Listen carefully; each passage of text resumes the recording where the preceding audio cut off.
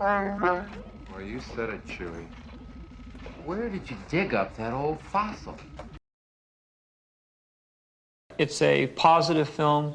It has heroes and villains, and that it essentially is a fun movie to watch. It's been a long time since people have been able to go to the movies and see a sort of straightforward, wholesome, fun adventure.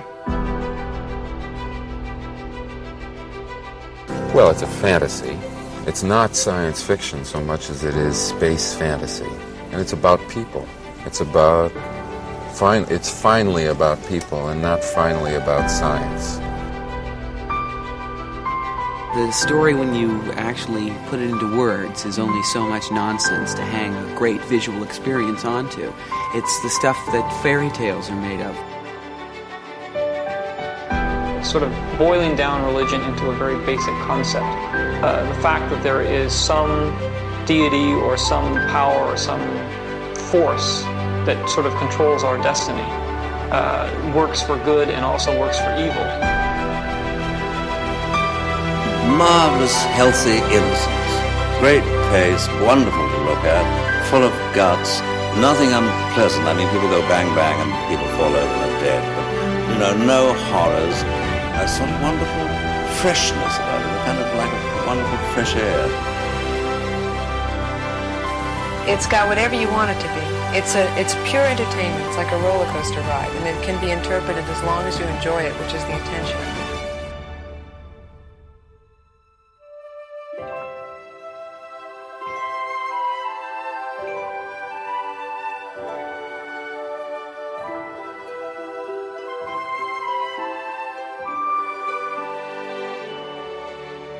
Hello there and welcome back to Generation Skywalker and the 25th episode of our vintage Star Wars collecting show, Those Old Fossils, where we discuss the original Star Wars toys and merchandise released for Star Wars between 1978 and 1985. Following on from the last show where we discussed Bosk, in this second part of our Bounty Hunter Capture Pod, it's all about IG-88 and the vintage items related to him. I'm Dan Burgess, and joining me this evening I've got Mr. Jez Allinson. Good evening, mate. How you doing? I'm good, mate. I'm good. So last episode, Jez, you shot Bosk. What are you going to do to IG-88? Oh, IG-88. What am I going to do to him? I'm probably going to run a mile. This is one deadly bounty hunter, and I'll be in self-preservation mode, I reckon. I reckon it's some inspiration from the Terminator taking it destroyed. I really do. And also joining us this evening, I've got Mr. Peter Lee. Evening, Dan. How you doing? I'm good, mate. If Hasbro were to release a line of 12-inch figures in a retro style like they did for the 3 3/4 inch, which of the 4 bounty hunters they didn't produce in the 80s would you like to see them do? I think probably Zirkus or Forlom. Which one's the droid? I always get them two mixed up because of Kenner messing it up back in the day. It's Zirkus, isn't it? It's the droid. I think that wouldn't be good. It's the wrong answer, Pete. Should have said all of them. It'd be great if they did though. I don't think Magic ever did, but imagine that though. That'd be great. They have done a few of them, didn't they? I think did Hasbro. Yeah, but they were more modern. They didn't look. I want like retro style ones. Like it doesn't quite look like the character. No, I think what it does look. The jumbo, the gentle giant jumbos. They look great. Yeah. Jumbos are good. I think they're underrated. And also joining us this evening, we've got Mr. Stuart Skinner. How you doing, Stu? Mate, I'm all right. Are you all right? Yeah, I'm all right. I'm good. We've been missing you. You've had a bounty or two on your head in your time, I'm sure. There's a few fathers out in Kent that have been after you. But what do you think of obviously you missed out on Bosk last month. What's these bounty hunter figures? Which one's your favourite? Oh, now it probably is Bosk. I missed the show. You missed it. As a kid, it was probably this one. Yeah. Yeah. So let's talk Celebration. So since we haven't spoken about Celebration 2027 yet, I know Jez, you were out in Tokyo when they made the announcement. What was announced, and what are we gonna be doing in 2027? Where are we going to be going? Yeah. So Star Wars Celebration Japan in Tokyo on the 20th of April. There was mass anticipation. At the end, the closing ceremony. Where's it going to be? It's going to be in America. and the speculation was Anaheim, Orlando, where is it going to be? And then when the slide came up in its traditional fashion, it just said Los Angeles. Huh? What? Yeah, so 2027, April the 1st through to April the 4th, it's going to be at the Los Angeles Convention Center. And for those people who've been to the Anaheim Convention Center, it's about 35 miles away from the Anaheim Convention Center. About a 10-hour drive. Yeah, Los Angeles. So first time for Star Wars Celebration. And yeah, it's going to be a biggie. I'm really excited because I think we're going to have a great year in 2027. Now they've announced they're going to be doing the re-release of Star Wars in the April, and then we've got Starfighter in May. I think they're really going to ramp this up now. I hope so. Yeah. When you think about Star Wars and Forever the Optimist, what we've got on the horizon in no particular order, think about Andor season 2. Hopefully, a bit of a Emmys surge. And that would be really good, for brand Star Wars. But all the other things that we've got on the horizon with Mando and Grogu, Ahsoka season 2. But yeah, moving in to the big 50th anniversary, because fundamentally, that's what it's all about, folks. So who's planning on going? I'll put my cards on the table now and say, yes, I'm going. I've put money aside now, and I'm looking at Airbnbs and planning forward. But any of you boys planning on going? Start with you, Jez. 100%. Yeah. We definitely, and depends on, I might be doing a Boston Marathon that year, which is about 3 weeks later. Mm-hmm. So I might be doing a huge, big American trip with the family that month. But you could come with me I'm going to Vegas afterwards. You could come with me to Vegas. Oh, yeah. Ooh. Take a drive through the desert. It'd be great. Is there a Vegas marathon, Jez? There probably is. Yeah. One to look into. Run around all the casinos and see how much you can drink and lose how much money. Yeah, different type of marathon, isn't it? But yeah, I'm all up for that. Star Wars marathon, running marathon. I'm well up for it. It's going to be great. What about you, Pete? Yeah, I'm in for that. It just works. The fact it's not Anaheim is great news. I think Anaheim isn't even in Los Angeles to me. It's so far out of town. It's just like a different. It's like being in Birmingham. It felt like that. It's so far out. But yeah, no, absolutely. I know LA pretty well. I've got family, friends there. The whole sort of skateboarding vibe as well, which I've been there a lot to do. So to have a Star Wars event there really works. It's LA Convention Centre, isn't it? But Airbnb is probably the way to go down, as you say, because the hotels will be. But they will announce official hotels, won't they? Which was quite fun to get. It was really expensive in the US. There'll be a lot of options. I think there'll be a lot going on. So it should be fun. Yeah, no, absolutely in for this one. Oh, you're going to give us a full house, Stu? Yeah, I think this is it's quite an important one, isn't it? 50 years. If there's ever a chance, it's going to be the end of Hamill and all that lot of these things. They'll roll them out for the last time. I reckon George Lucas will be there because I think one of the reasons it's in LA is for this new museum opening. I reckon it's tied into that. That's why it's not in Anaheim. Because I think that opens sometime next year because he was at London Film Comic Con. He was at San Diego Comic Con a week or so ago talking it up. So it could be an opportunity for him to be there as well. Yeah, start booking your tickets for that now as well. I think everyone will be in town. How soon out do the tickets normally get released? Is it like a year out? Are we looking at like next April before we start buying tickets for it? 9 months, maybe a bit less than a year from memory. Oh, okay. So probably this time next year then maybe, or maybe a bit sooner. 2 US celebrations I've been to, they're just, in terms of sort of buying dealers and room sales, they're just different class, aren't they? So what we see outside of the US, from outside of things, it'll be really good. I'm super excited for it. I'm getting buzzed for it. I think that's gonna be a great summer. Are we gonna get an Airbnb together? What do you reckon? Should we get a Generation Skywalker pad? That would be great. We'll have to get numbers and try and book something. Yeah. We'll have to do that. Very good. 100% over that. Feels like a long time away, doesn't it? Yeah, but that's why you have to plan, Stu. Otherwise it all becomes a rush and it all gets messed up and things go wrong. It's the weekend after Easter, which is random. Because last year they'd done over Easter, hadn't they? But I can never do that. So I always had problems with the international ones with school holidays and stuff, but that's becoming less and less of a problem now. Harrison's a teenager, so bring it on. Can I tell you something else as well? It's my birthday weekend. Oh, look at that. See, more reason to go. Big 6-0.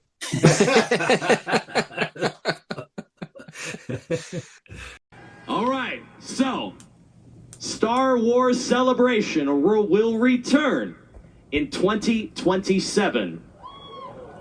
where we will all gather to also celebrate the first 50 years of the franchise.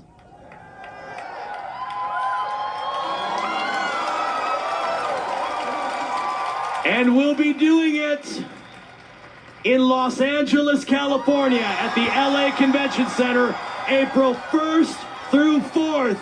We hope to see you there. Thank you, Japan, for your hospitality. And of course, may the Force be with you always. Thank you.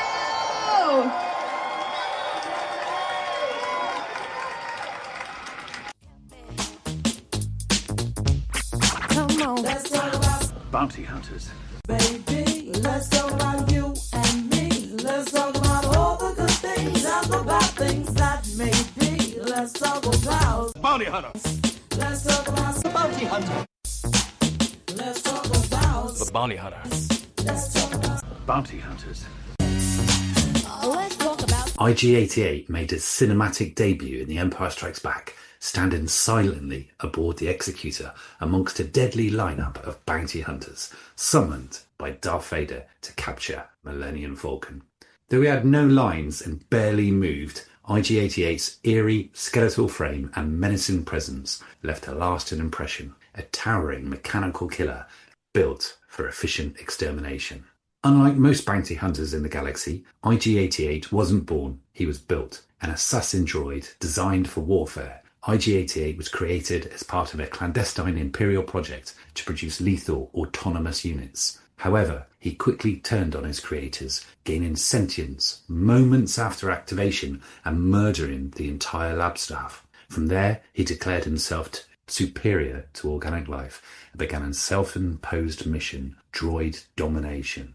In Legends continuity, it was revealed that 4 IG-88 units were constructed, labelled A through to D, each uploading their consciousness into others to function as a distributed network of mayhem. One of them was the droid seen in The Empire Strikes Back, quietly taking Vader's bounty mission while secretly plotting a droid uprising. But later on in Empire Strikes Back, on Cloud City, when we see a very upset Chewbacca chasing down the Ugnaughts and trying to gather together a broken C-3PO, is that an IG unit that we see there, destroyed by the furnace? It is an IG unit. I wonder which one that was. Was that IG-88? Who knows? Because there's been so many different canonic, non-canon, different stories talking all about the IG units. Canon hasn't really retained the idea of multiple IG-88 units or their quest for galactic conquest, but the character remains a symbol of cold, calculating lethality. In comic books, video games, IG-88 has served as a ruthless bounty hunter, guided by logic and equipped with an arsenal of destructive weaponry and entirely devoid of empathy. Standing over 2 meters tall, IG-88 is covered in sensors, targeting systems, and hidden compartments for his tools of death. His head rotates independently from his torso, allowing for a seamless 360-degree combat awareness. And armed with a DLT-20A blaster rifle, grenades, plus pulse cannons, and even flamethrowers in some patrols, IG-88 turns every bounty into a tactical slaughter. His ship, the IG-2000, is as fearsome as its pilot, a custom-designed craft loaded with firepower and advanced stealth systems, ideal for ambushes and high-risk hunts.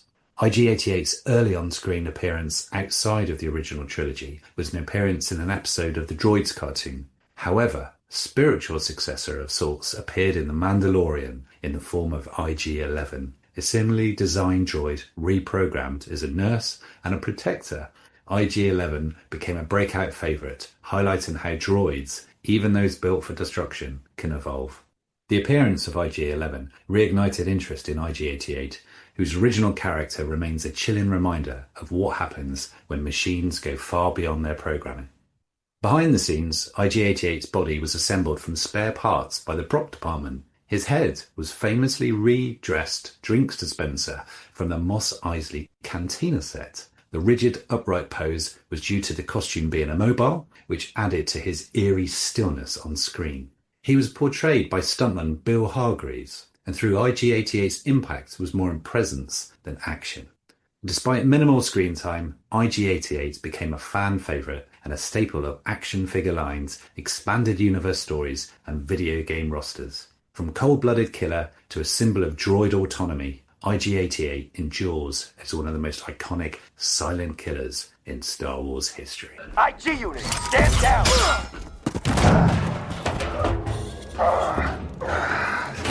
I'm in the guild! You are a guild member? I thought I was the only one on assignment. That makes two of us. So much for the element of surprise. Sadly, I must ask for your fob. I've already issued the writ of seizure. The bounty is mine. Unless I am mistaken, you are, as of yet, empty-handed. This is true. I have a suggestion. Proceed. We split the reward. This is acceptable. Great. Now let's regroup, out of harm's way, and form a plan. I will, of course, receive the reputation merits associated with the mission. Can we talk about this later? I require an answer if I am to proceed. Alert. Where else have we seen IG units appearing? I haven't actually seen it, but certainly in Clone Wars as IG-86, and most recently, and probably most famously, is in Mandalorian, right?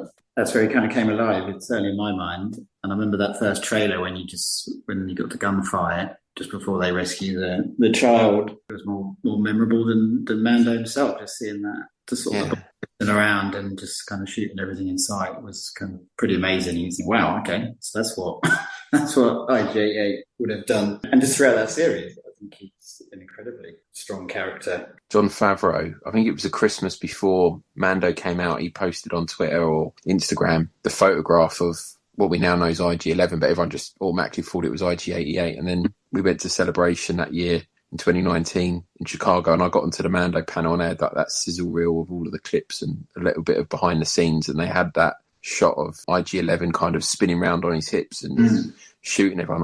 That just blew me away. That was my big takeaway from that trailer, was that IG-88, I thought at the time, was going to be in the show. That was amazing.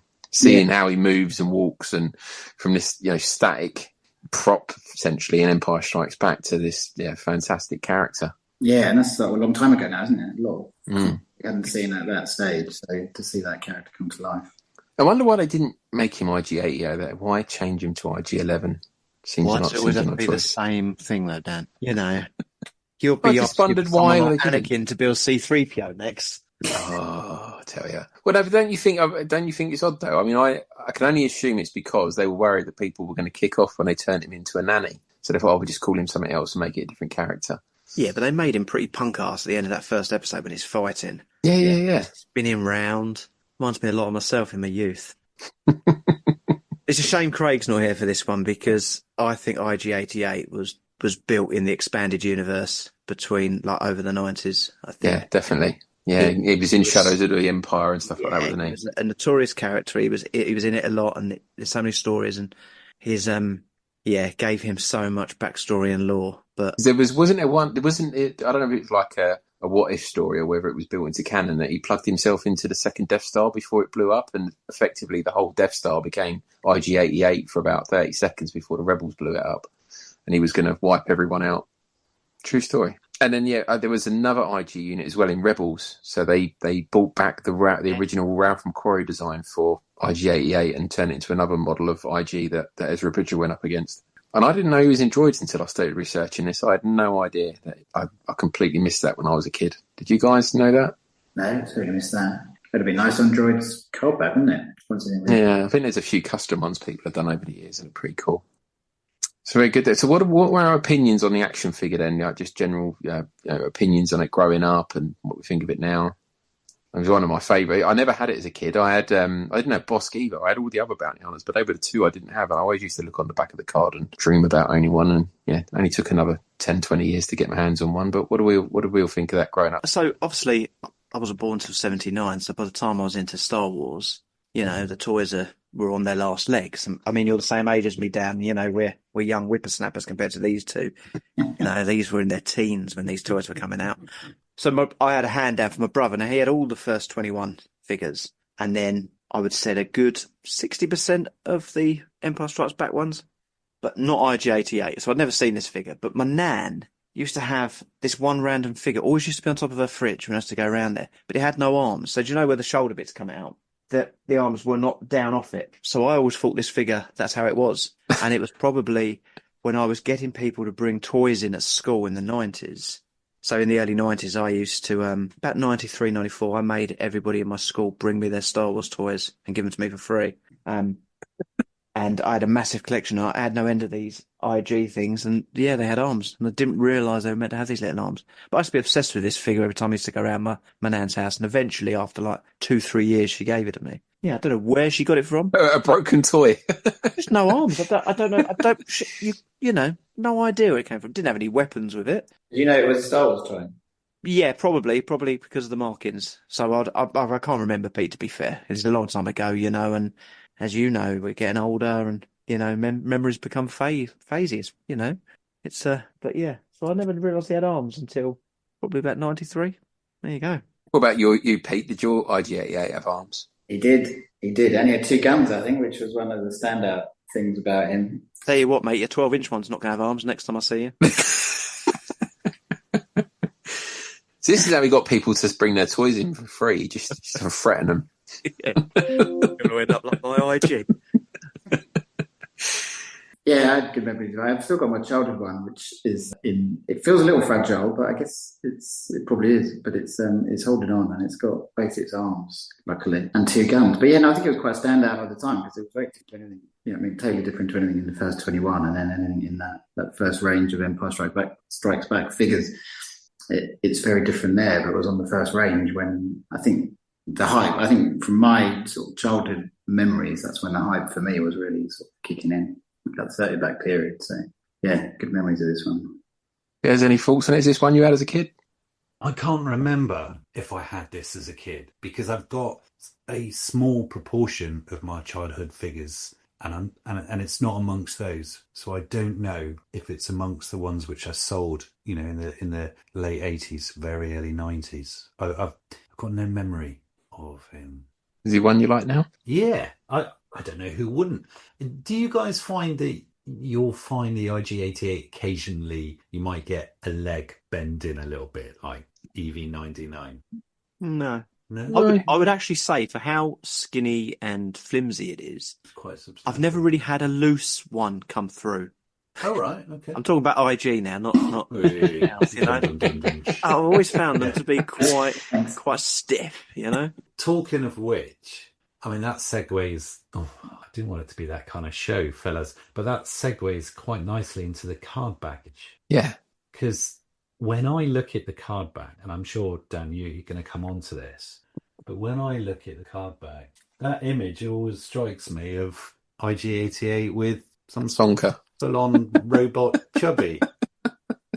It's a bit unfortunately positioned rifle, isn't it? It just looks like that must have been Kim Simmons or whatever photographer was just, oh, hang on a second, I know what we can do here. Because I know that's a still of the movie, isn't it? Yeah.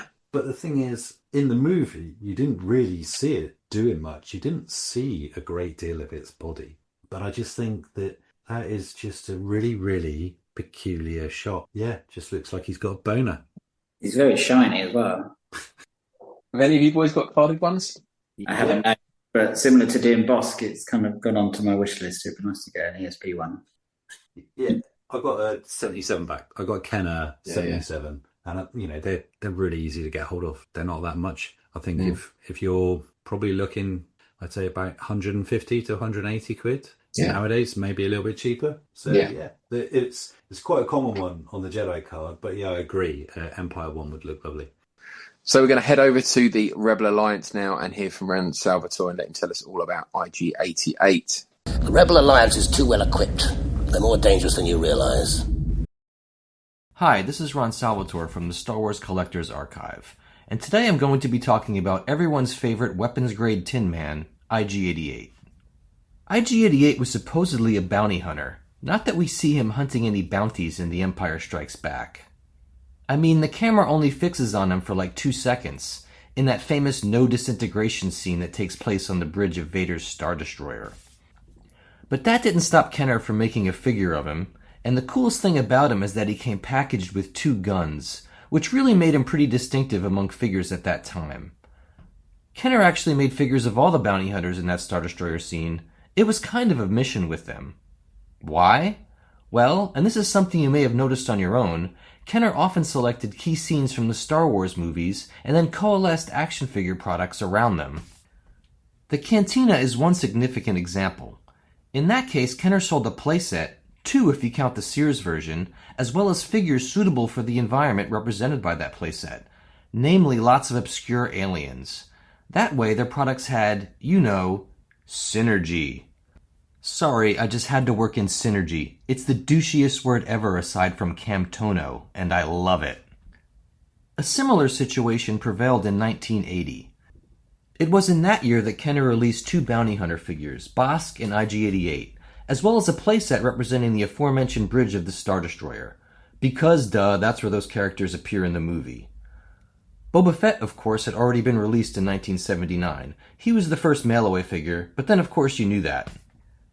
Naturally, when it came time to design the box for that Star Destroyer playset, Kenner featured Fett, Bosk, and IG-88 among the figures loitering around Darth Vader, just in case kids and parents were too slow to figure it out on their own. And of course, figures of Dengar, 4-LOM, and Zuckuss followed shortly thereafter. It was almost like there was some kind of plan. IG-88 was available starting with the 31-back range of figures right through the end of the Return of the Jedi range. Although the figure was not included in the Power of the Force offerings of 1985, Kenner planned to release it in POTF packaging, as the company's 1985 Toy Fair catalog shows.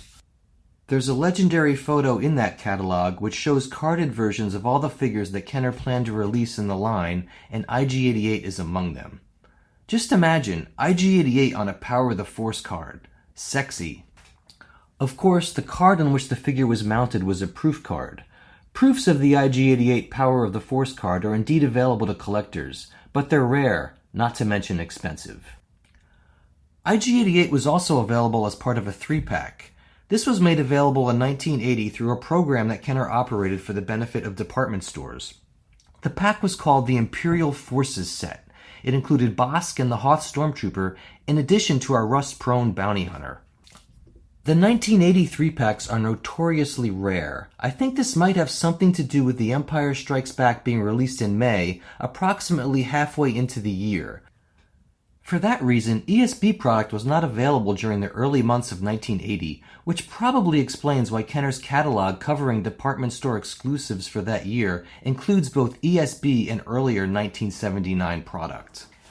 In other words, for about half the year, department stores that ordered 3-packs received the earlier Star Wars versions rather than the new ESB ones. Hence the rarity. Other ESB department store exclusives from that year are similarly rare, like the legendary action display stand that came packaged with several bagged figures. If a 3-pack isn't impressive enough, kids in the 80s could also acquire IG-88 via a 6-pack. It was available around 1982. The 6-pack and a Darth Vader case packaged with 3 figures, one being our friend IG-88, seem to have been available primarily via American showroom retailers like Arden and Best. It's possible they were part of a special Kenner program aimed at this type of retailer. Of course, Kenner also released a large-size figure of IG-88. It was actually the last figure released in the large-size line, hitting stores in the spring of 1980. In its accompanying catalog description, Kenner described the character as a rough and steely bounty hunter droid. Kenner had intended to expand the line with 5 new figures, including a representation of Lando Calrissian, as well as Luke, Han, and Leia in their Empire Strikes Back outfits. But the line was cancelled due to poor sales, with IG-88 being the lone figure released in association with the then-new movie. Because the figure hit at the tail end of the line, it remains something of a rarity. Rare or not, it was a cool figure. Like its smaller counterpart, it came with 2 guns, and it had a removable rubber bandolier with orange grenades inserted into it. Unfortunately, this caused the figure to be prone to what collectors typically refer to as melting. Basically, the plastic that comes into contact with the rubber bandolier will often disfigure, almost as though it's softened. This is due to a process called vinyl migration, by which plasticizers in the PVC actually leach out and infect the surrounding hard plastic, plasticizing them in the process. I know it's creepy, almost like something out of a John Carpenter movie. If you own a large IG-88, or even the large Stormtrooper or Boba Fett, which are also affected by this problem, there's not a ton you can do to prevent vinyl migration, but keeping your figures in a stable environment and, where possible, preventing their PVC components from coming into contact with their hard plastic parts is always a good idea. Vinyl migration out of the way, let's talk about prototypes. The earliest images of the small IG-88 released by Kenner show the figure with black highlights on its arms, which of course were not present on the production figure. In fact, early promotional photos show most of the 10 figures that were new for 1980 with unfamiliar paint schemes. As far as I know, that particular IG-88 prototype has not surfaced, though at least one example of the figure with what appear to be urethane parts does exist, as do a few first shots, i.e. early injection molded figures. More pre-production figures exist for the large size figure, including a fully painted and exceptionally beautiful hard copy. A hard copy is a figure whose parts are cast by hand in a urethane material. Trust me, hard copies of large size figures weigh a ton. You could easily knock someone out with one of those things. A second painted hard copy, this one with an interesting and very nuanced paint scheme, is also out there. You can see it on the Star Wars Collector's Archive. It's unclear why this figure was created. After all, the paint scheme is so complex that it was surely never intended for production. Maybe someone at Kenner just wanted to have some fun?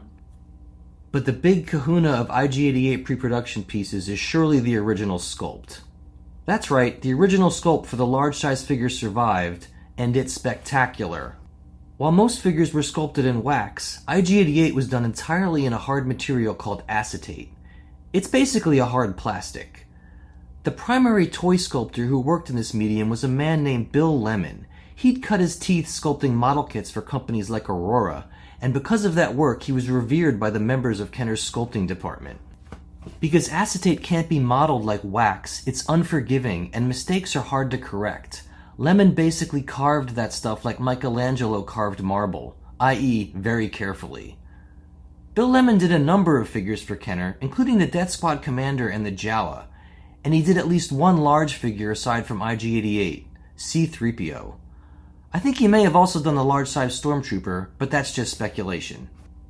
If you want to see the original acetate sculpt for the large-size IG-88, it's on the Star Wars Collector's Archive, albeit in a very small photo taken in a previous century with a camera that makes your iPhone camera look like the Hubble Space Telescope. Okay, I can almost hear you wondering, what about the sculpt for the small figure? Well, here's the thing, there wasn't one.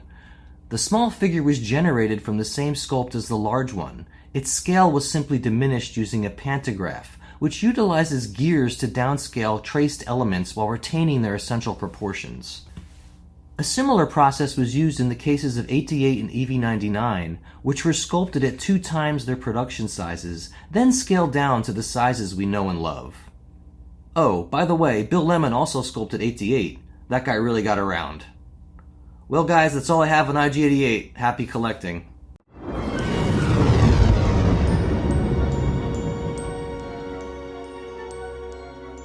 Great shot, kid. That was 1 in a million. Remember, the Force will be with you, always.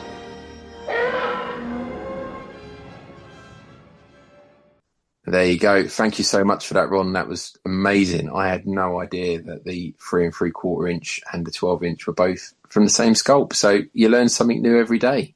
What do you think of that 12 inch figure then, Pete? It's one of my favourites. I always wanted to get one. When I was collecting in the 90s, it was almost seen as this sort of grail piece. It was really rare. It was one of those figures coming back into collecting. I never knew it was available. Obviously knew about the 12-inch line up to Boba Fett, and it ended there. We never got IG-88 in the UK. So to come back in the 90s and see it, it was quite something. And obviously collecting was much harder then. You didn't have the internet in the way we have it today. So you just didn't see these things. You'd see them in books and just be blown away ever so often. You'd see them at a toy fair or someone to have on display somewhere. And it's still, today, it's still seen as a pretty rare piece, certainly the hardest to get in the 12-inch line. Obviously, it was produced in far fewer quantities than the other ones, had a far shorter shelf life as well. So it gives it that rarity and a bit of a mystique about it. And I think it's one of one of the best. I think it's one of the best they did. I think it just looks really good. It was only one to have just an ESB release on that packaging. Boba Fett was on Star Wars and ESB. And yeah, as I say, it's still pretty hard to get hold of today. Certainly to find a nice one. It took me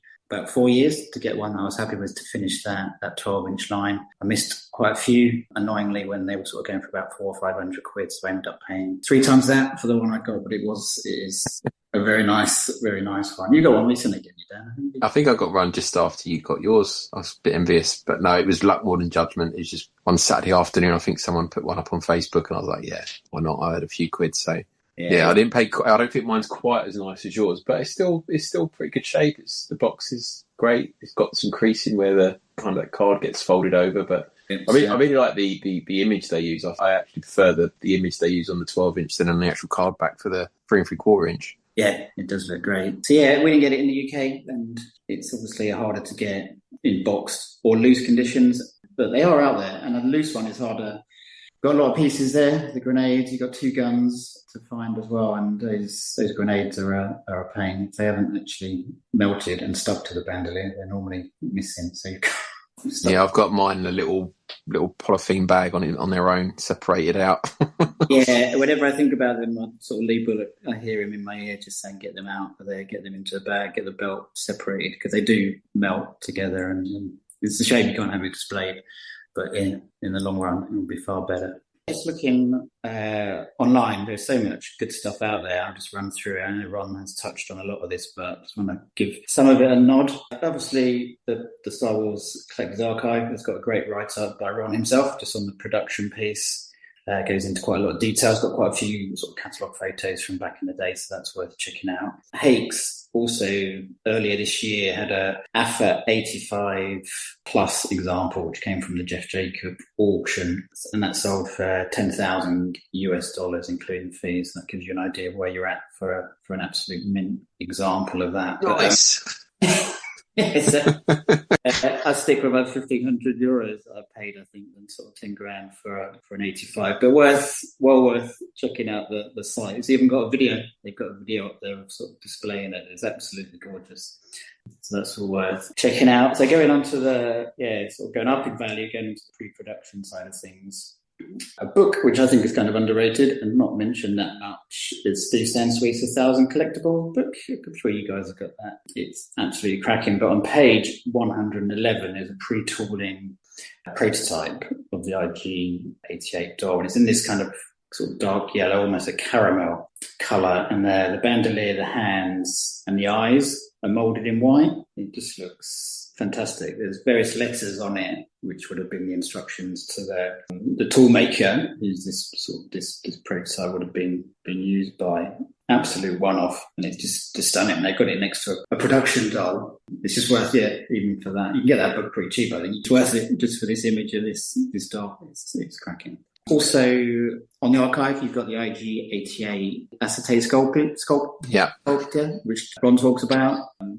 That's worth checking out, by the legendary Bill Lemon, who we all know sculpted the famous Yak Face figure as well. And Ron also mentions the painted hard copy, which is on the website, which is a presentation piece, which I know you guys like your Hot Toys, but you should check this out because it's that level of detailing. I think this was in the early 80s as well. It's almost sort of prop level of detailing, considering it was just for the production toy. They were never going to get it that good, but it's just a fantastic piece. But it sold in November 22 for $23,500. So it gives you an idea of where these things are, where they're heading, idea of value. That's also got a video for that, which is a pretty cool watch. And last, on the dolls, on Hakes, again, there's a box flap. These look so good. I know when they're graded or sort of encased in the acrylic. You see these turn up online for the unused ones for Han-Hoth, Luke Bespin and Leia Bespin, but this is a used one. But looks great. It looks great in the acrylic. Way out of my league, all of that stuff. It's just nice. It's amazing. There's that much pre-production has survived and is kind of in safe hands and with people who are willing to share it. You like 12 inches, Stu. What do you think of this one? Mate, I don't know what you're talking about. No, he's great. He's the best of the 12 inches. For me, it's kind of it sits alongside the die-cast TIE bomber. Two pieces. They were kind of the end of the 12-inch and the die-cast lines, and they were the final hurrah. But because of that, they're super hard to get. And it just looks so good, though. I think the non-human dolls, it's always been the way, I think. So even with Hot Toys today, and I think you look back and a lot of they got it right a lot of time in the 70s. But the non-sort of human characters look so strong. Like this, I've got the photo when I first got this, standing beside the Boba Fett, and they just look brilliant together. I think that's it. Yeah. I think they've got them both from the box with Vader, maybe, if memory serves me correctly. And they just look fantastic. It's great what Ron was saying, though, about it being the same sculpt, and it kind of explains why it got made, because I imagine obviously they had the prototypes for several of the other 12-inch figures. I think there's a Hanhoff, for Luke Besbin, and a Leia Besbin that they were going to do in Orlando, and obviously didn't never make it out into the shops, but this one did. But I imagine it was such an easy one to do in comparison. It hasn't got any clothing or anything like that. It's a scaled up or a scaled down version of the 3 3/4 inch, depending on which way around you look at it. It was an easy win. Absolutely. I don't know what the timing is, how far after the Fett came out. I don't know, because Fett would have come out a little bit later than the other dolls. Yeah, I think it came out like a year later. I think the Fett was out in like 79 because it's in the Star Wars boxes, isn't it? So it would have probably come out at the same time around the holiday special and the 3 3/4 inch figure coming out, and then this would have probably followed the year later. I have seen though that I think it was Ken of Canada had it as well, so they were out in Canada, and I think in the rest of the world it was just grey imports. So we might have seen a few in the UK, but it wouldn't have been in any sort of number. But there's nothing's kind of, it's not easy info to find out. No, all those release dates across countries now. It's just yeah. What's your thoughts on it, Jez? What do you think of this one? Yeah, I love it. Little bit envious now, knowing that you guys have got them. You've got a lovely boxed one. The thing is, I've got one 12-inch figure, and if I were to get another one, it would be this. It would be the IG-88. But then I've got two, so I'll have to get another one, won't I? And then before I know it, do what you guys do, and I've got to complete the set. But it's awesome. Only 12 of them, Jeff. Yeah. The whole thing with the plastic melting with those grenades and stuff like that, I would just want to keep it on display as it's meant to be. But I know that whilst doing that, I'm doing it harm.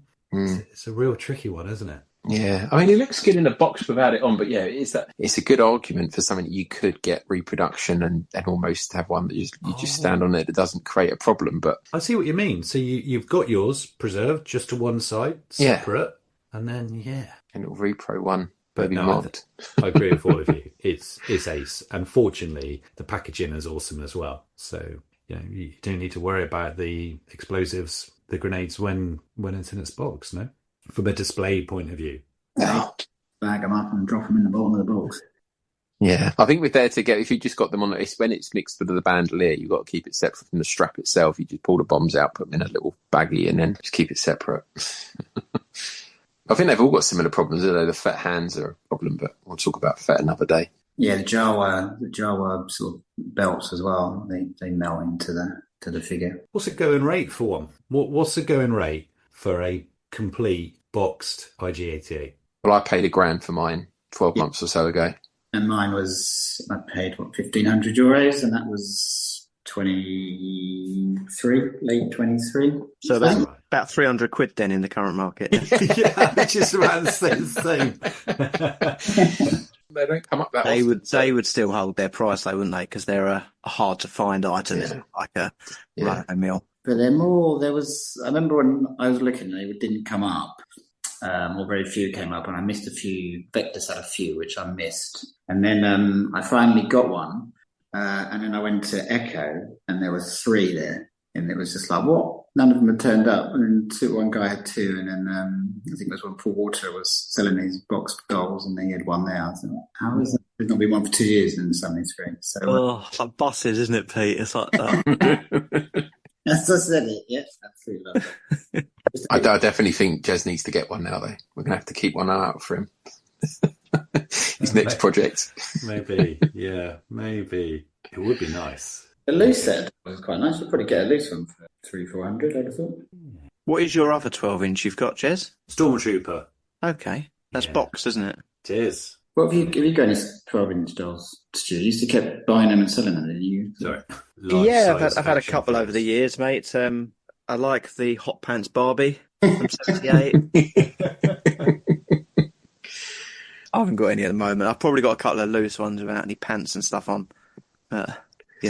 Just my preference. That's for a different podcast. Oh, there's so much I want to say, but I'm not.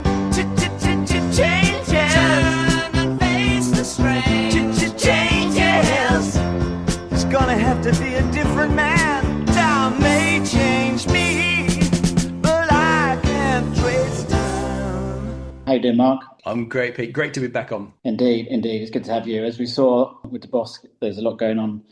A lot of variants. It's amazing the work you guys do on the site, and we can't urge people enough to check it out. You don't leave once you get involved and start checking everything out. It is amazing. So yeah, we're going to talk about IG-88 tonight. Is another fun one.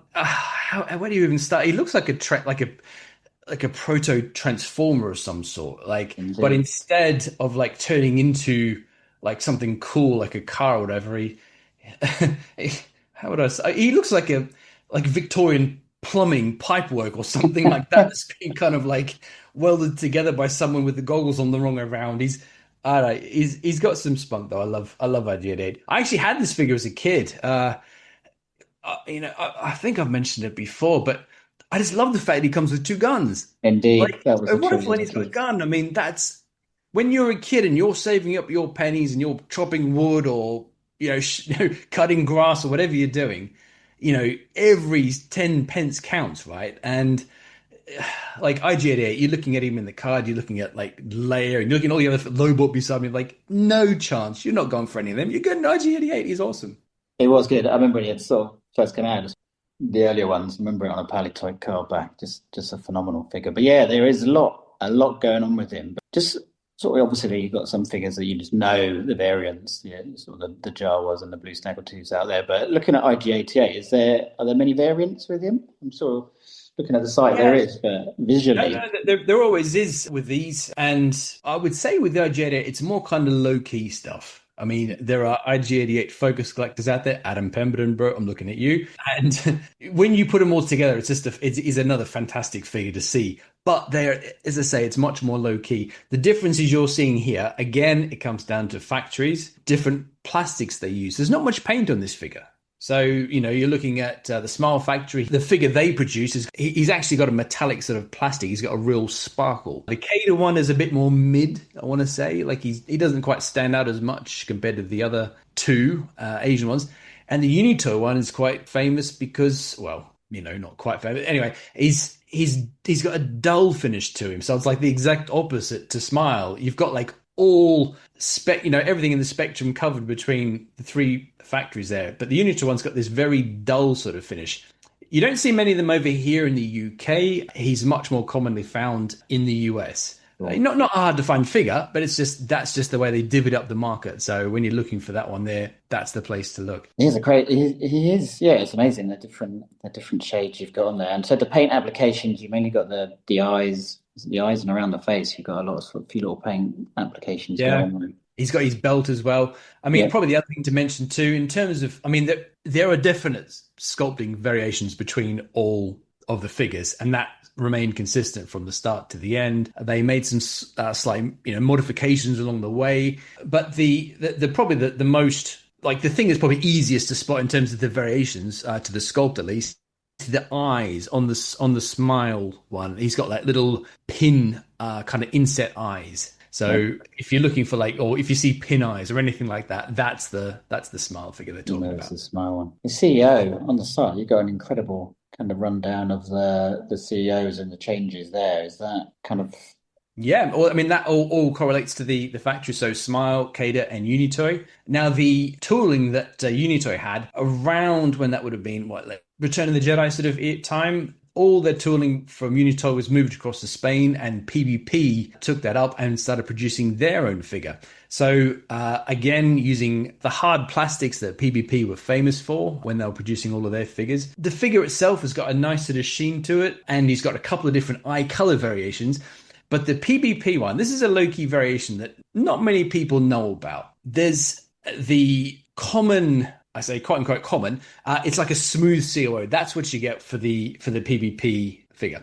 However, there are a couple what we call double scar or scarred COO PvP figures. These ones are actually genuinely rare. Like these are really, really hard to find, and they do cost a ton of money when you do happen to find one and someone's willing to part ways with it.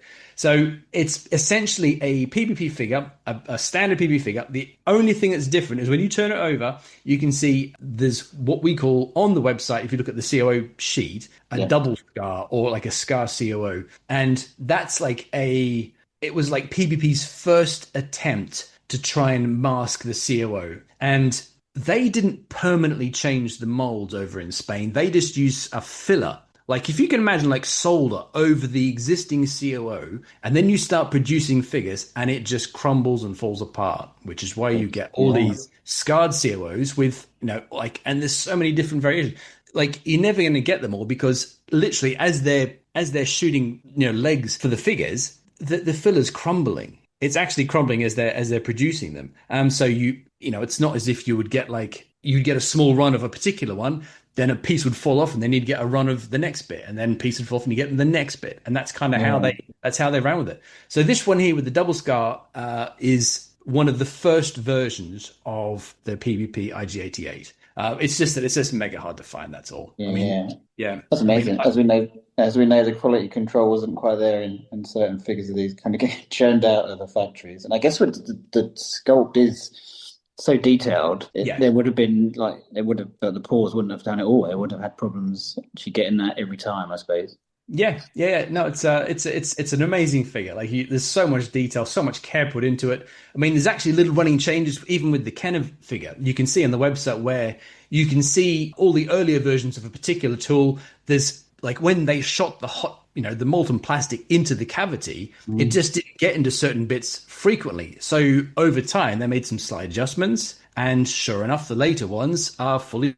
But that's just purely because of the amount of like little nooks and crannies that that plastic had to fill when it was shot into the cavity. Yeah, that's incredible. So that's just the blaster. That's just a regular Imperial blaster, and the rifle, is that unique to him? Yeah. The rifle's unique to IG-88. It's like a variation on the Imperial, like the Hoth rifle, but it's just it's got a single grip on it as opposed to the two. And yeah, same thing again. If you want to go down that rabbit hole, there are specific blaster molds that go with specific figures. We cover that on the website. But having said that, a blue Imperial blaster and a blue IG-88 rifle, could do you. That's pretty much that's what he comes with. So it's got to be a blue blaster, a blue rifle, and you're off and away.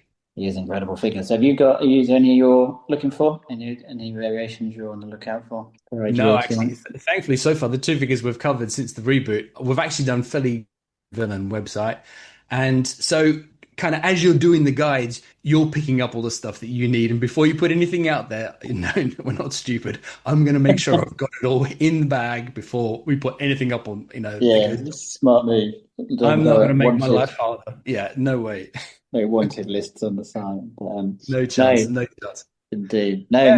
Incredible. So food for thought, indeed. It's like with all these shows, you look at them and you kind of think, perhaps I need to go down a IG-88 focus line to pick up a few of these variations. It's a great figure. I mean, for just a regular collector, if you had one with orange eyes and one with red eyes, a dull one and a shiny one, you've probably done it. But if you want to go into it, check out the website. We've got a full array of all these different micro variations, different shades of orange, different mold variations that happened over the course of time. And it's another great figure. I love it. It's a banger. It's one I had, as I said, since a kid, and I've just it's kind of stayed with me close to my heart. So yeah, it's a good one. Absolutely. And again, go and check out the website for the variations and just see how good they do look lined up. And it is an absolute classic figure. So thanks again. Thanks for your time, Mark. And as ever, incredible insight into the figure. Thanks a lot. Cheers, buddy. Okay. Cheers.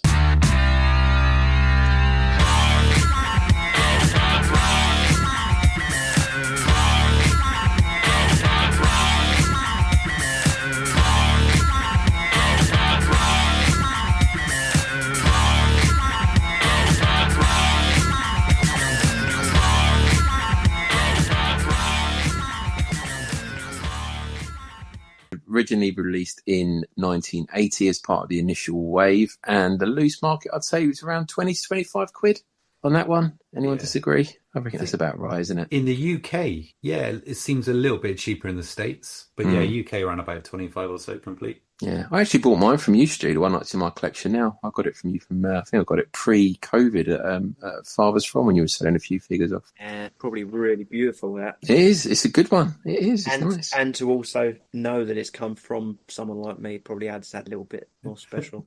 Have it back for 40 quid. It's so good. It's an IG-100. Got arms, Dan. Yeah, Dan doesn't got arms. He's never realised. He's got no arms. They've been glued back in. Looks the business. So it was part of the regular release. It started out on the 31 back. Nothing as exciting though as the Bosk and a secret action figure offer. It was on the 31 backs, the 32s, the 41s, 47 and 48. And it's a hard one to gauge the price on this. I don't know if either of Jez or Pete, you've had a look on Tracker at all, but I reckon it's about £250 to £300 for your average Kenner carded IG-88. Yeah, ungraded. They're a little bit all over the place, as these things are.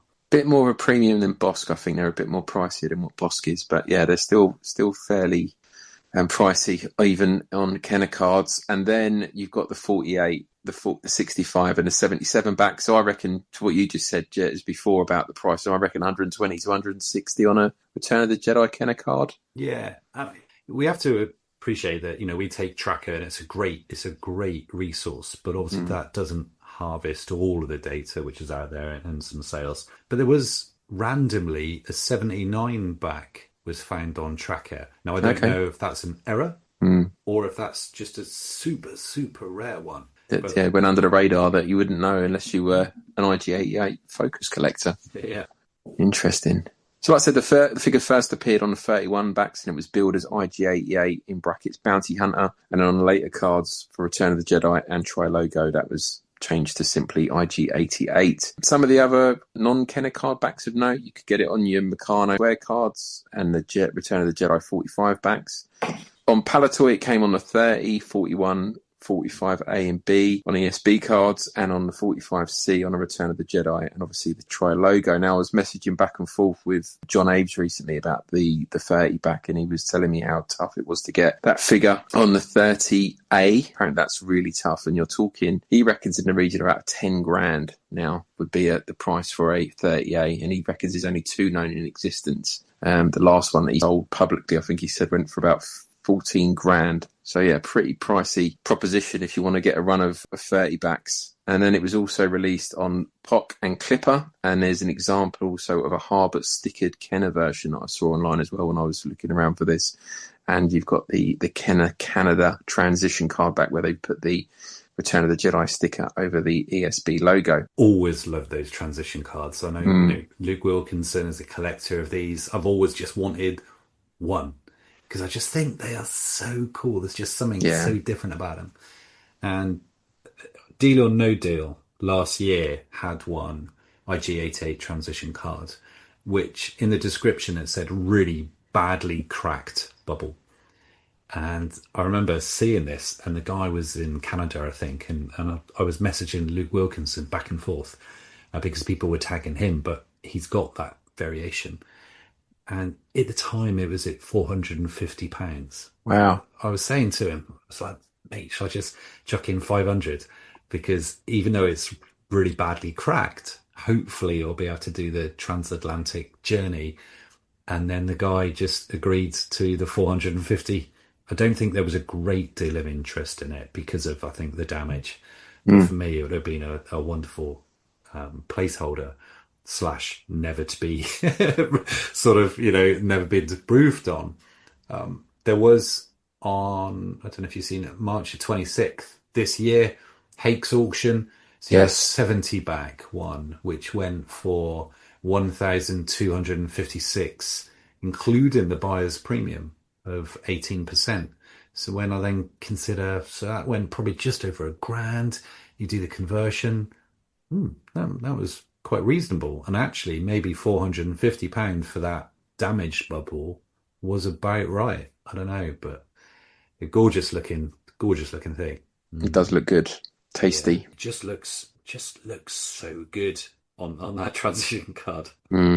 Yeah, they are good. I mean, we probably talk more about the square card, but we covered them quite a bit last month. But that Meccano square card's another one as well that I would love to get my hands on. I just want one Empire logoed Meccano square card, and that would be a contender. But yeah, they are pretty pricey.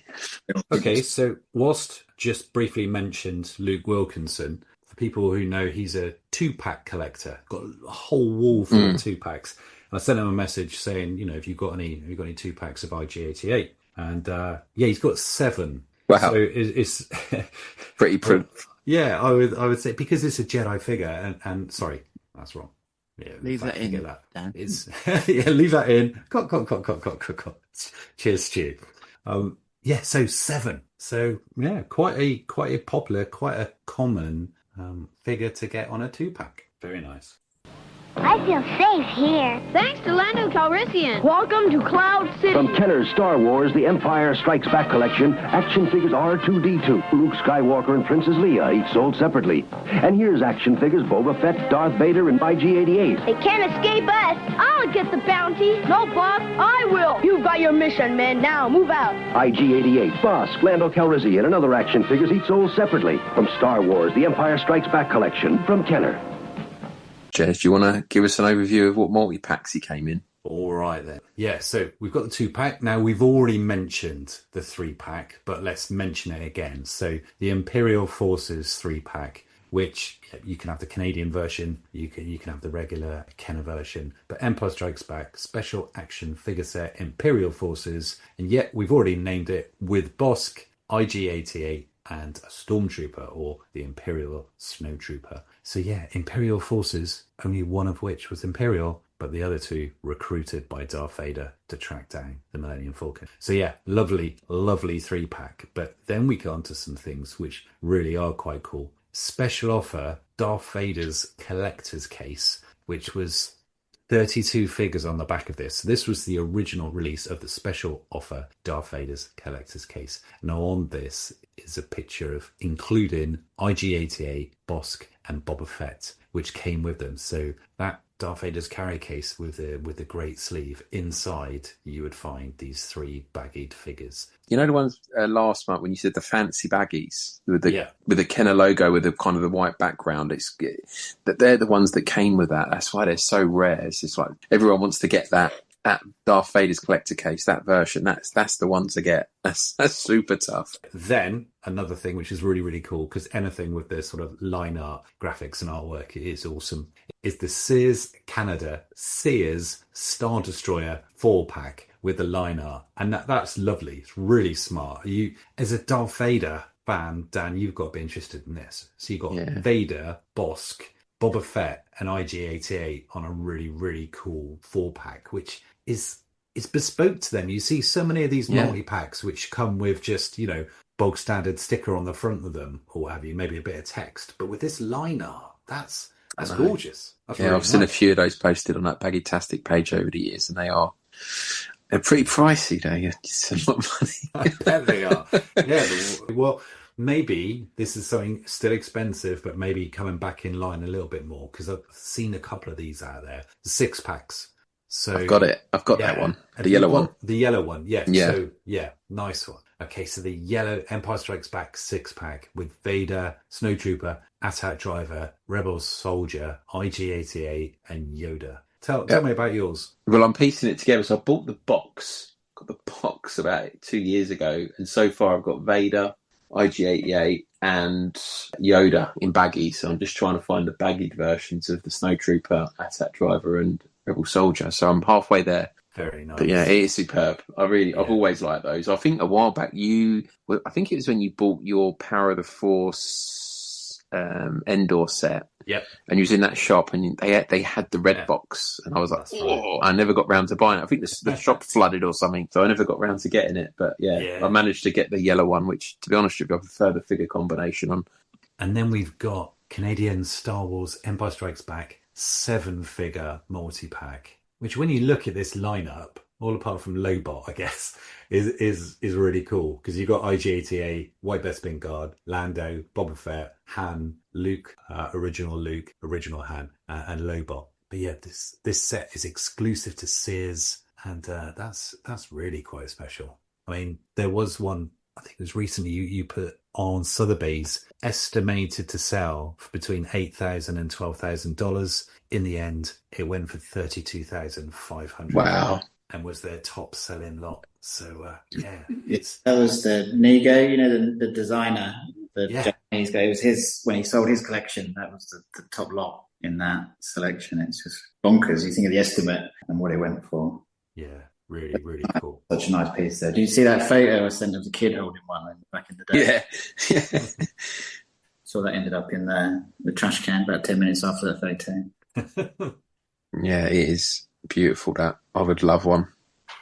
But I think that's the sort of stuff we get Hasbro doing a lot of recreations of, so I expect to see something like that soon. They do a lot of these multi-pack recreations, don't they, over the years? They've done quite a few of them. They've leaned heavily on that Canada sort of style, haven't they? That Canadian sort of logo. And the 3-packs as well, they've done a little 3-pack. Yeah.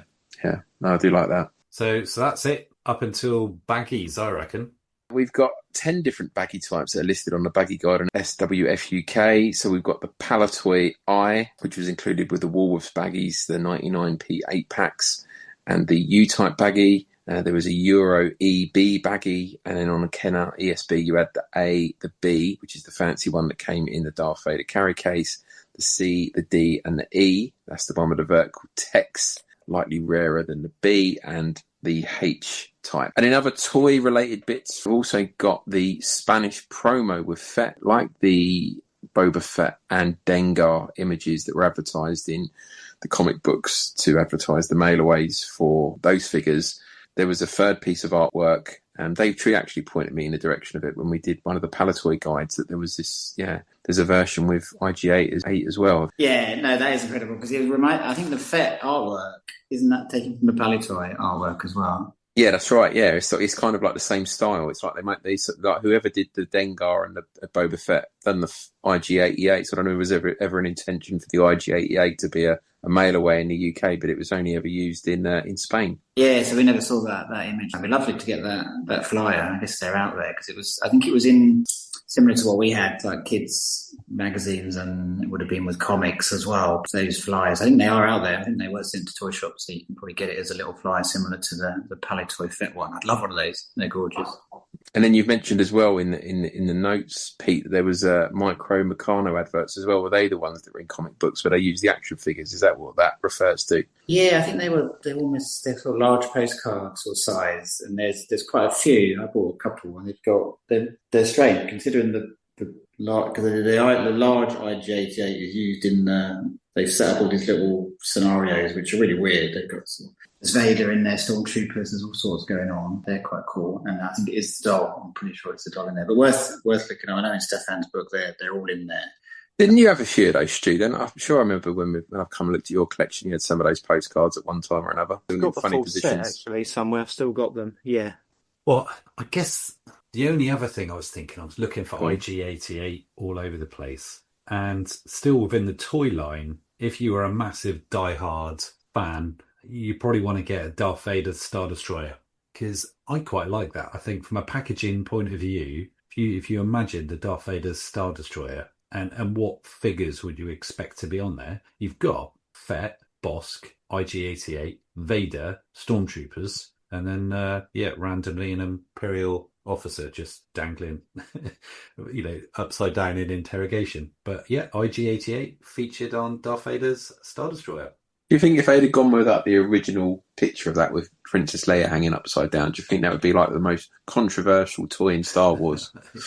Kenner would have got cancelled now. Yeah. Okay, shall we go on to the proof cards then, Pete? Do you want to tell us what's available on IG-88 for proof cards? Yeah, so just looking at this, it's amazing. Again, similar to the pre-production on the 12-inch doll, how much of this stuff survived and ended up in collectors' hands. And Jerry James's Facebook page on, I think it's been Prime, he's posted a lot of these. Rob Johnson, looking at the archives, seems to have had a huge IG-88 focus at some stage, whether he's got it, I'm not sure if he's still in the hobby or not. And then sort of Mateus and Ben's book. It's a really good book it's worth checking out. But there's a lot out there on the proof card side of things. So just listing them quickly. There's a 41 back proof card. There's a Hank hand cut 45 back proof card, and there's 3 regular proof cards with a 45 back too. A 47 back production like proof with a 4-lom offer, 48C revenge offer, 48A production proof like. There's a QC sample with a figure attached, which is sign off May 18th, 1982, which is a pretty cool piece. You've got the revenge proof card, which in this world is probably sort of entry level proof, isn't it? I think there are quite a few of those around. And there's also a 65 back Jedi proof as well. On the archive, there is a carded Revenge of the Jedi IG-88, which is a really cool piece. That's been sourced from a Kenner employee, and it's got Velcro on the back. So it was been used at a toy fair at some stage.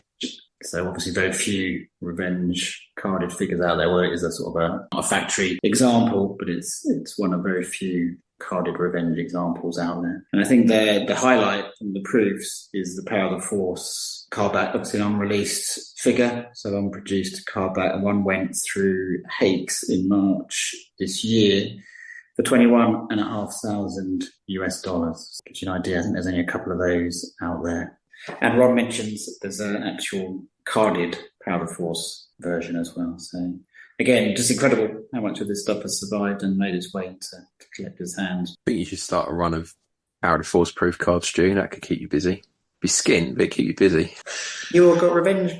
I know, Stu, you've got one. Jez, you've got a Revenge proof, haven't you? Dan, you've got a Revenge proof. You're turning the tables on me now, Pete. I haven't got one.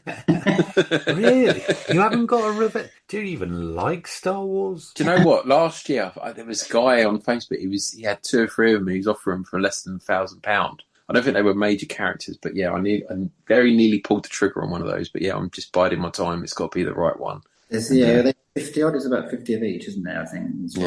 Yeah. Maybe that's what I'll get in LA. I thought you had a ASAP one. No, I've never had a Revenge proof. Nope. No, I nearly bought one when you bought your Greedo one. I nearly bought the AT-AT driver, but I didn't like the way the 9 num offers over his face. I've got to get the right one, and that wasn't it. Imagine, mate, that sounds awful.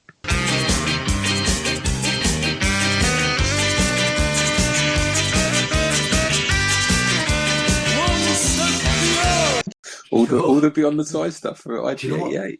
It's slim pickings again, isn't it? It's we picked the wrong series of shows to start this up. We really have. I've been looking at this and I'm like, yeah, finally something for my Scanlight lampshade. No, still not yet. We've got, what have you got? The metal box. You're a massive fan of the old metal tins, aren't you? Yeah. So there's a larger one. One of the larger ones has got. It's got droids all over it. So you've got IG-88, R2-D2, a probe droid, and then Boba Fett. But yeah, whatever. They should have just carried on that theme. But that's a pretty one of my favourite metal tin items. I mean, this is one of those things where you can answer it in 10 seconds. Burger King glass. Yeah. Burger King glass. Icarus placemat. Again.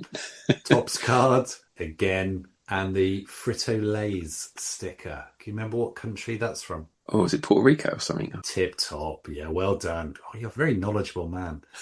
So with that and some transfers, it really is slim pickings.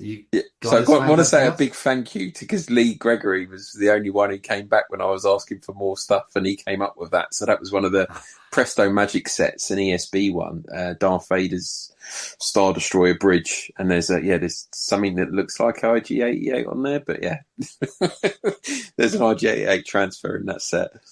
And Pete, I think you threw one in. The Suncatcher, the sort of stained glass Suncatcher, which is why you'd want one of those, I don't know, but he ended up on it. I guess it's probably an easy silhouette to make.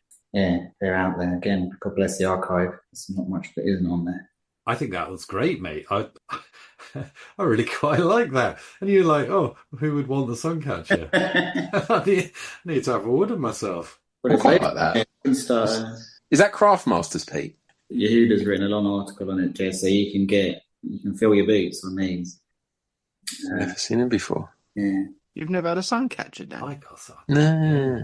I've got the if it's Craftmasters, I've got like acrylic paint by numbers, a few of those, but I haven't got a stained glass IG-88. It's Lee Ward's, which you when you read it on the Star Wars Collector's Archive, you think it's from the collection of Lee Ward's, but no, Lee Ward's is the licensee. Well, if you want to talk about slim pickings, Jez, I've been doing some digging. You wait till we get to Zucker's. Surprising there isn't more. Yeah, it's weird, isn't it? It is weird. I thought there'd be some more stuff than this, especially for the first two. But yeah, at least we're building up to Boba Fett and plenty of stuff, I reckon.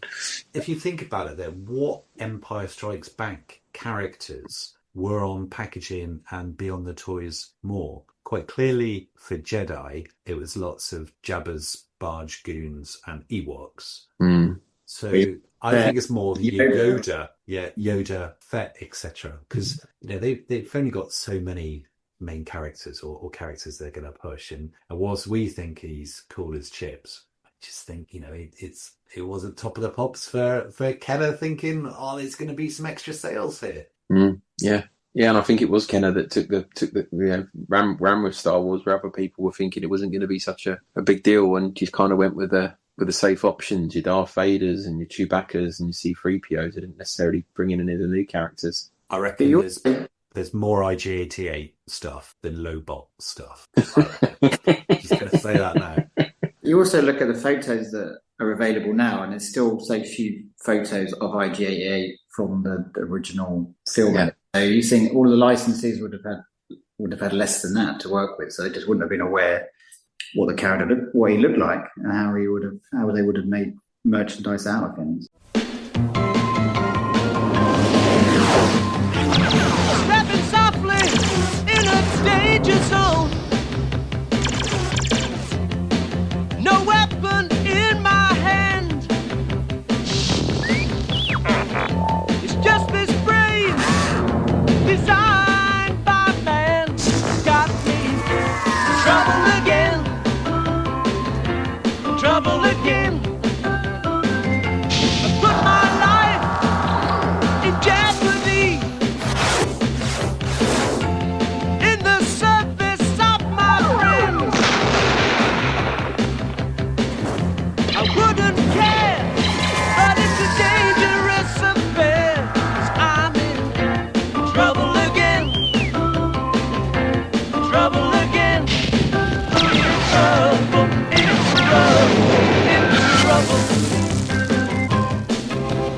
Well, that is it for this show, but if you want more Generation Skywalker between shows, we have a back catalogue of over 140 shows, including more vintage collecting with those old fossils, modern collecting with the modern way, committees, movie commentaries, Disney Plus show reviews, and so much more. And speaking of show reviews, we have a corker we've just released on the Acolyte. Jez, anything to say about that one? Do we let listeners find out for themselves? I'm so pleased how that came out. I love it. I absolutely love it. That was a great show. Lots of laughter in that, which I wasn't expecting. It's good. Did you have your camera on, Jez? You cheeky son of... Yeah, no, very good. Now, the Acolyte, that was... I mean, let's face it. All eras, all passions, all Star Wars. That's what we say. That's been our strapline. We needed to embrace the Acolyte. And, we embraced it and then kicked it in the box. You can also follow us on Facebook and Instagram, TikTok and Threads for the latest Generation Skywalker news. Just search Generation Skywalker to find us. And if you want to interact with hosts from our shows and other listeners, why not join the We Are Generation Skywalker Facebook page? And YouTube is coming back. Jez has recently released an enhanced version of his Galaxy Tour shows. Jez, do you want to push that one? That's great. Get on it if you've ever had any questions about Galaxy Tours, or you don't even know about Galaxy Tours. It is possible to go to Tunisia and go to a galaxy far, far away, visit the Lars homestead, Luke's home. And it just documents an incredible trip, which I had in May with some really great videos and photographs. It's once in a lifetime opportunity that I would encourage any Star Wars fan to go on.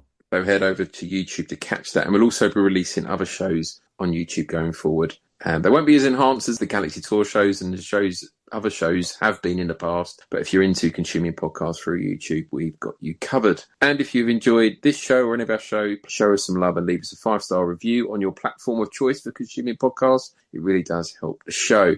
We'll be back with those old fossils next month, where we'll be covering the mighty Dengar. So if there is a Dengar-related item you think we should be covering, or if you have a story related to Dengar you'd like to share, or you're a Dengar Focus collector, then why not get in touch? And to do that, you can either email us through generationskywalker@gmail.com or message us through the Generation Skywalker Facebook page. All that's left to say is a massive thank you to Andrew from Variant Villains and Ron Salvatore for their segments. It's much appreciated, and we look forward to hearing from them on the next episode. But until next time, it's good night from Pete. Bye, guys. Cheers. It's good night from Stu. See you later. And it's good night from Jez. See you next time.